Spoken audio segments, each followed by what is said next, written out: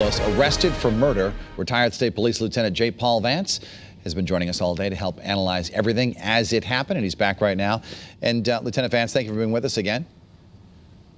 Absolutely, sir. First question for you, why did this take so long? She disappeared over 7 months ago.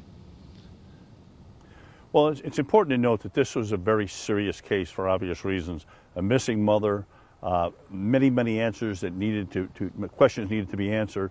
And it was a painstaking, slow case where every single rock had to be turned over. Every single interview had to take place. And it's important to note that, you know, an individual that's accused of a serious crime, such as the ones that were lodged today, you want to ensure that you've done a complete and thorough job during an investigation like this. Lieutenant, as I read this arrest warrant, we learned quite a bit about the crime scene. How can they determine that she suffered what they called an unsurvivable wound, and yet there's no body? Well, certainly, you look at the physical evidence in any major crime scene, whether it be blood or any kind of tissue or debris, whatever's left at the scene is measured, analyzed, weighed, and it certainly is interpreted not only by the investigators at the scene, but it may in fact be reinterpreted or additional interpretation at the forensic laboratory where analysis of many pieces of evidence takes place. Let me ask you about the three prisoners, the three accused behind bars tonight. What will their night be like?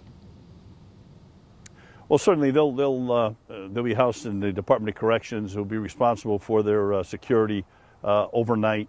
And initially, first thing in the morning, troopers and detectives will be assigned to retrieve them from the correctional facility once they've had their breakfast and take them directly over to court where the arraignments will be scheduled for all three individuals. The reason I asked that question is because while we're talking to you, Lieutenant Vance, we're looking at some video of Michelle TROCONIS and FOTIS Dulos before that being walked out to their car and being taken away to their, as you mentioned, correctional facility. We know that FOTIS Dulos is in Suffield. Is that unusual that he's in Suffield because the arraignment's going to take place in Bridgeport and he was arrested in Bridgeport?